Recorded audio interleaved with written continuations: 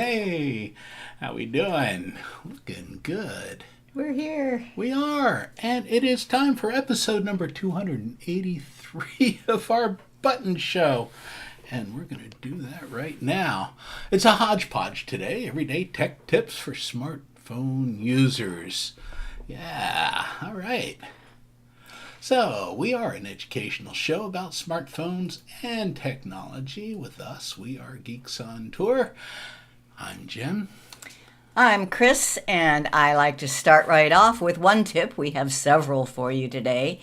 But tip number one is using your phone as a Wi-Fi hotspot. I had not intended on doing this tip today, but... What? Our internet went out yesterday at 1:38 in the afternoon, and I called to try and get some help, and there were no help. There was something wrong. So We are using this tip today to deliver this live stream. We are using Jim's. My phone is being a hotspot, and that's on Google Fi. And I also using my phone so that we don't, depend on just one, which is also on Google Fi, but it's a different account. And then as another backup, I'm using a third phone of mine, which is on US Mobile, and it's piggybacking on Verizon towers. So we have some backup, and they're going to be here today between 4 and 6, they said. Hopefully we'll get our household Wi-Fi back up, but it's not on there now. Originally, they said it wouldn't be until, Thursday? Yeah, we are using our phones. So, in case you've never had to do this, you should know how. And here's a little video, 864. 864.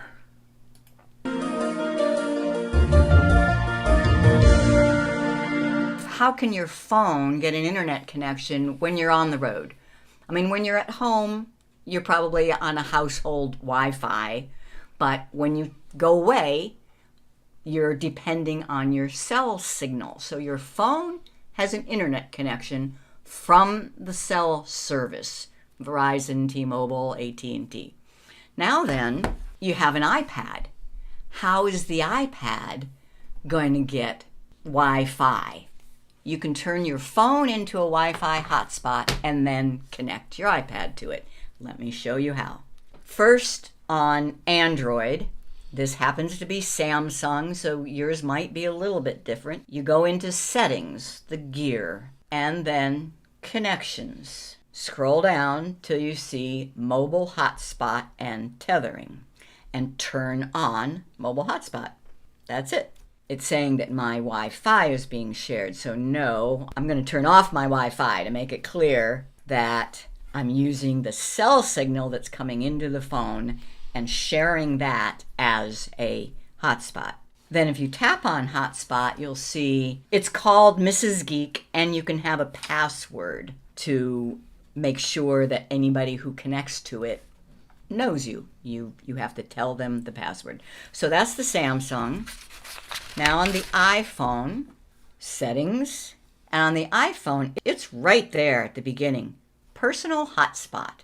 Just tap there and make sure it says allow others to join. And it is called Chris's iPhone 14. Both of my phones are now being hotspots. What does that look like? We're off camping, and I want to use my iPad, and it is a Wi-Fi only iPad.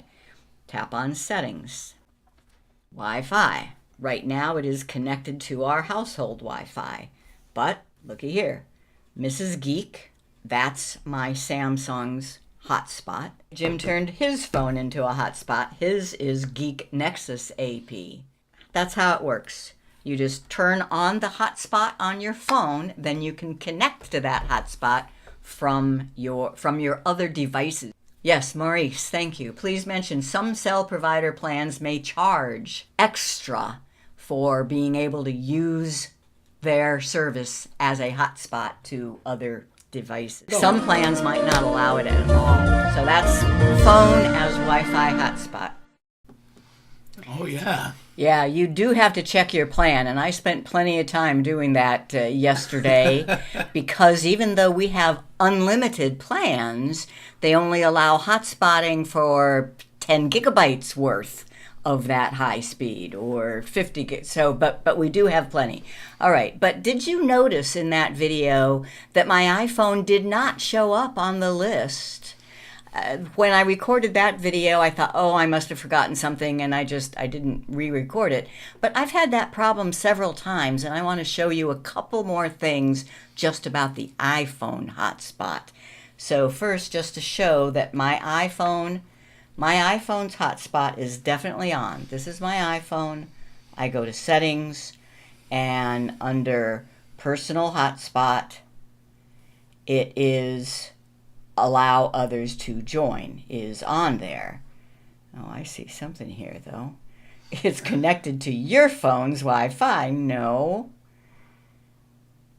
I don't want that.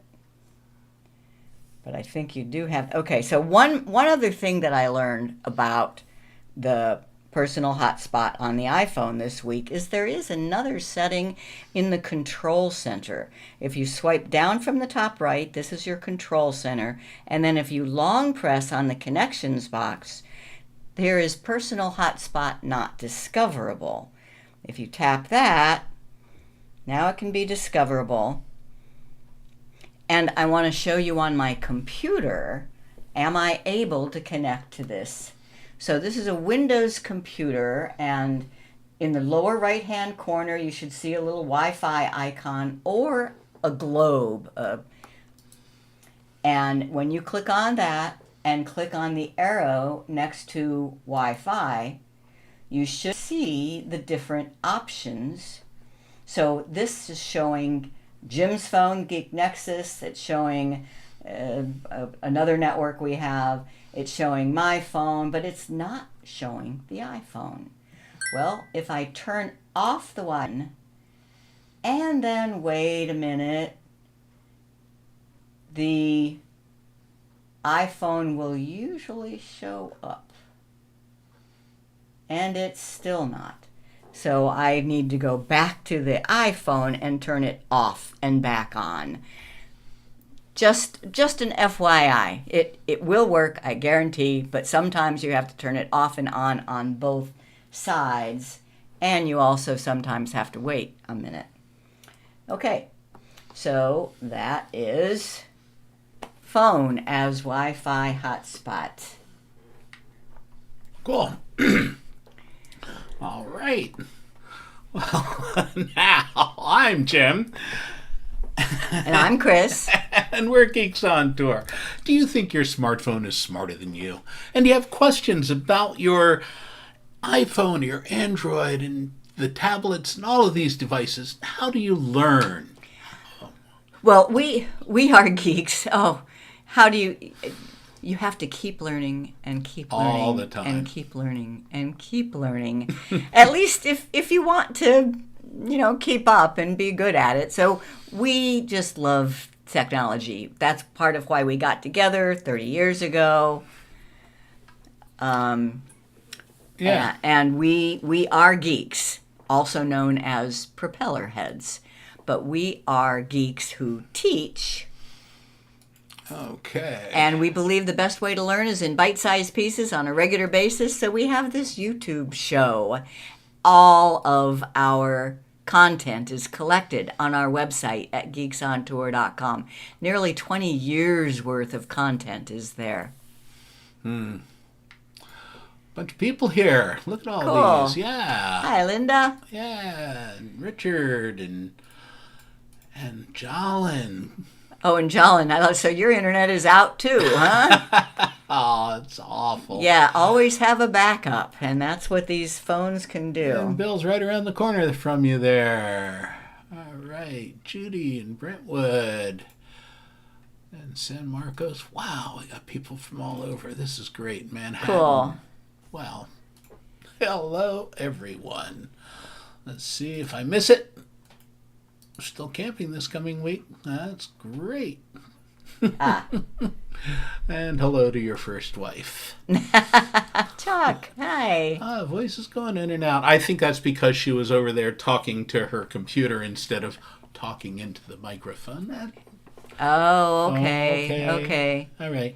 I do want to show though. I went and turned off the hotspot on my iPhone and turned it back on again, and now it is showing up on the computer. It is. So just Okay. I just wanted to make sure to prove that to you that. See, she lies to me, but she won't lie to you. It's okay. Okay. That's all right. Yep. Okay. So where are we now, Chris? We're home with the same kind of internet that we have when we're on the road. Yeah. Actually, no big not. deal. That camp spot last week had no cellular service. No, at all. it was pretty poor. Yeah, we had to connect to the farmhouse. They had They had pretty good Wi-Fi. It was Yeah, not bad. I was They were out impressed. there in the boonies, but it was okay. But we had a good weekend last weekend. And the fun thing, there was chickens and turkeys and a rooster. What you calling me?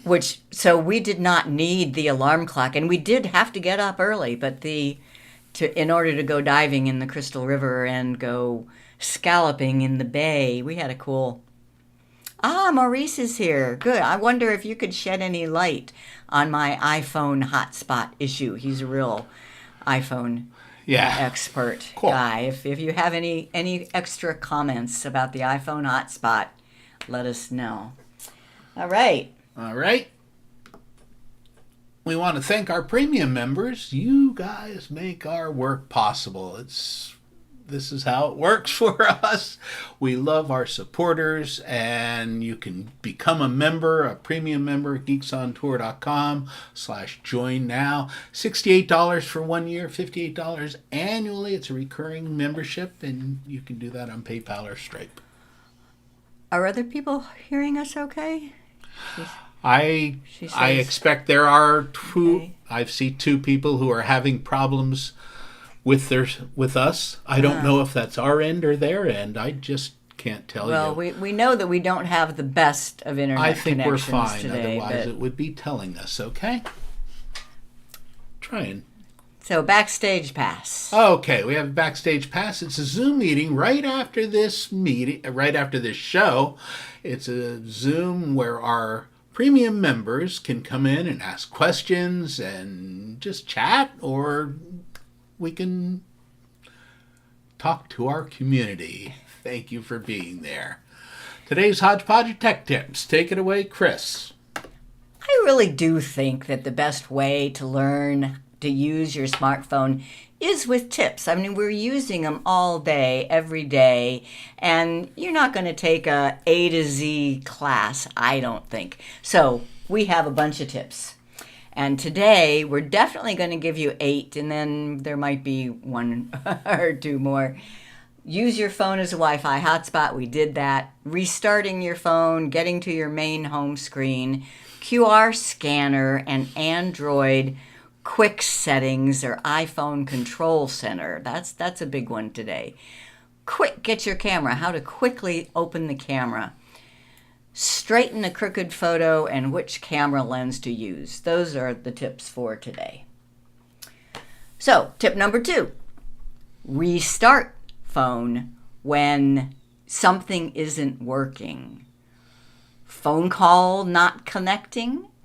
Wireless charger not working. That happened to me last week. Right. I mean, I put my little phone on this wireless charger all night, and it just wasn't charging. I thought, oh, this is an old phone, and I figured, it must be time to get a new one. And then it dawned on me, let me try restarting the phone. Voila, wireless charging is working now. So, how do you do it? It depends on whether you're on an Android or an iPhone. So on an Android, you press and hold the side button. Let me show you that. What phone is it? So here is my Android phone. And if I press and hold the side button, I get these choices. Turn it off, or I could restart. I like that. So that usually solves any problems. It stops everything and then turns it back on. Reboot. Now, if yours didn't work, there are settings for this side button settings. If yours on a Samsung brings up the Bixby, one thing, you can ask Bixby to restart your phone if you want, or if you want to do it with buttons, it's the side button and down volume at the same time. I guess it had to be on first. So the down volume and the side button, press them in and hold down, and then it will absolutely bring up these options. So that's the Android. On iPhone, I always use, and the reason why I decided to do this tip is, guess what? It's changed. It's changed all over the years. We always used to be able to just say, press and hold on the power button, the side button. But on iPhone now, that brings up Siri. So, restart my phone. Just to confirm, you want to restart this device? You can ask Siri to restart your phone. I don't want to because our phones are providing our internet right now. So I'm going to cancel. It looks like somebody dropped. No, Art. Art, oh yeah. So what do? You press the power button and the down and either volume button. And on the iPhone, power is on one side, volumes are on the other side. So simultaneously press and hold, and you get the slide to power off. But that's not a restart. That is a power off. What if I want it to cycle off and come back on? That's a really weird one. Show this screen. Okay. It's called forced restart, and you have to press and release the volume up button, then press and release the volume down button, then press and hold the side button. And yeah, I don't want it. Just so that doesn't mean to. Richard says side button is the power button. Right. I call it, yes, on off, power, sleep, wake. Side. Which is why they've just come up with calling it the side button. So it means to just quickly, because if I press the up volume for any length of time, it's just going to turn the volume up, right? So you have to do that quickly. Press the up volume, press the down volume, and now hold down on the, see, and it didn't quite, it's tricky. Up, down, hold on the power. And you say, well, that just comes to a slide to power off like everything else does. If I had kept holding down on it, it would have turned off and come back on. So that's the little trick for restart on an iPhone. Up, down, and then hold until it has gone through the whole cycle. Takes a minute. All right. Home. There's no place like home. Click your heels together. On the Apple, on new Apple, yeah, Maurice says he goes to settings, general, at the bottom and shut down. Yeah, so there's lots of different ways. Yeah. So let's just talk about home now. This is your home screen. But wait a minute. This is a home screen too. And this is a home screen. And this is a home screen. And this is a home screen. You have multiple home screens, but there is one that is your number one home screen. So what am I talking about? If I am way over on like the third screen and I go to the Geeks on Tour website and I say, okay, I'm done with the Geeks on Tour website. I want to go home. On a newer iPhone, you just swipe up from the bottom. But which home screen does that take you to? It takes you to the most recent home screen. I have seen people go swipe, swipe, swipe, swipe until they get to their main home screen. So, thus this tip. If you're on a faraway home screen and one swipe goes to the most recent, one swipe again takes you to your number one home screen. And if you're on an older iPhone, that is, so you're in something and you want to go home, it's the pressing the button. If you have a button, press it once, recent home screen, press it again, number one home screen. And Android. Android also can have multiple home screens. So I'm way over here. I go into Finance. I get to my recent home screen by tapping this little square. That's the home button. Recent home screen. Press it again. Number one home screen. Now, you may say, I don't have the buttons. I like the buttons. You can make settings on your Samsung, on your Android phone, that work just like the iPhone and swipe to go home. But if you want your buttons back, we have a little tip. Number 814. Hi, this is Chris Gould with Geeks on Tour. And if you have an Android phone, specifically a Samsung, you're probably familiar with the buttons at the bottom for home, back, and recent apps. If they disappeared, it could be distressing, and they might have just done so. I'm going to show you what I mean and show you how to get your buttons back. So here's my Samsung S21 phone, and what if I was making a call and I decided I needed to go look at my calendar? I could go to the home button and then find my calendar, look it up, and then I can go back to my recent apps and go back to the phone. But what if those buttons aren't there? So here's my same Samsung phone, S21 Ultra. After a recent change in settings, the buttons are not here. I can tap the screen and the buttons do not appear. What you do is you just swipe up from the bottom. So I'm on the phone to go look at my calendar. I'd swipe up again to get to the main home screen. Look it up. Now to get to my recent apps, I have to know to swipe up and hold in the middle, and then. What if you don't like that? You want your buttons back. That's a setting.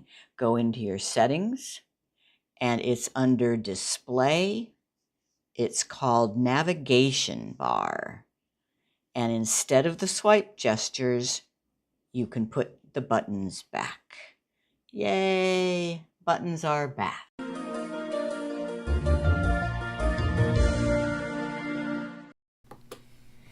Remember when that happened to you? That never happened to me. Yeah. on his Pixel. Yeah. He figured it was just a change in the way it worked and you had to swipe up after a certain update. Yeah. And then I didn't like that, so I put him back. I've started to get used to it actually on the iPhone. It was okay. I'm considering, but no. I still like the buttons mainly because I like the back button, and I definitely want to be able to see the back button. Yeah.